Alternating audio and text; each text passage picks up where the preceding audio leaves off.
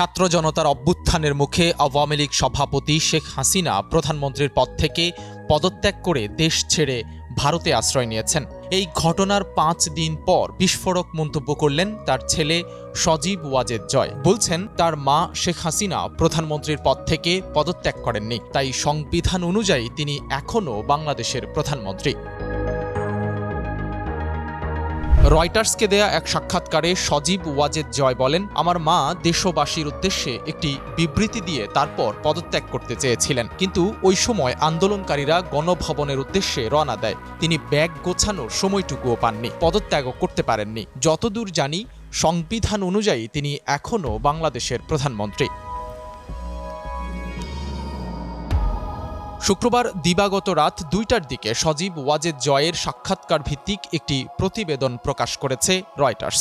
যুক্তরাষ্ট্রের ওয়াশিংটন থেকে তিনি রয়টার্সের সঙ্গে কথা বলেন। সেখানে তিনি অন্তর্বর্তীকালীন সরকারকে চ্যালেঞ্জ করার বিষয়টিও সামনে নিয়ে এসেছেন।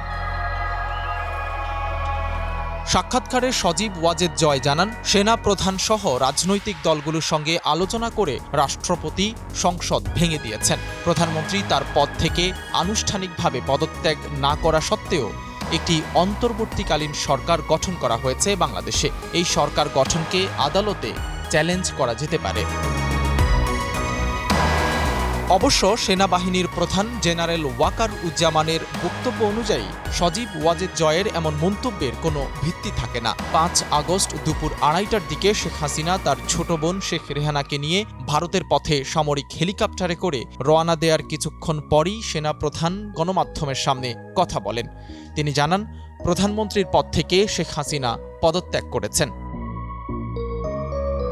চলমান অবস্থায় আগামী নির্বাচনে আওয়ামী লীগ অংশ নেবে বলেও আশাবাদ ব্যক্ত করেন সজীব ওয়াজেদ জয়। বলেন, আগামী ৩ মাসের মধ্যে অবশ্যই নির্বাচন দিতে হবে। ওই নির্বাচনে অংশ নিয়ে আওয়ামী লীগ আবারও ক্ষমতায় আসবে, তা না হলেও বিরোধী দলে থাকবে। যেটাই হোক তাতেই আওয়ামী লীগ সন্তুষ্ট। সাক্ষাৎকারে বিএনপি চেয়ারপারসন খালেদা জিয়ারও প্রশংসা করেন সজীব ওয়াজেদ জয়। খালেদা জিয়া তার বক্তব্যে সব ধরনের শত্রুতা ও প্রতিশোধ পরায়ণতা ভুলে যাওয়ার যে আহ্বান জানিয়েছেন সেটির প্রশংসা করেন তিনি। জয় বলেন, খালেদা জিয়া তার বক্তব্যে বলেছেন, যা হওয়ার হয়ে গেছে, সেগুলো মনে রাখার প্রয়োজন নেই। তার এমন বক্তব্যে আমি খুশি। আমরাও অতীত ভুলে যেতে চাই, সবাইকে নিয়ে একসঙ্গে কাজ করতে চাই।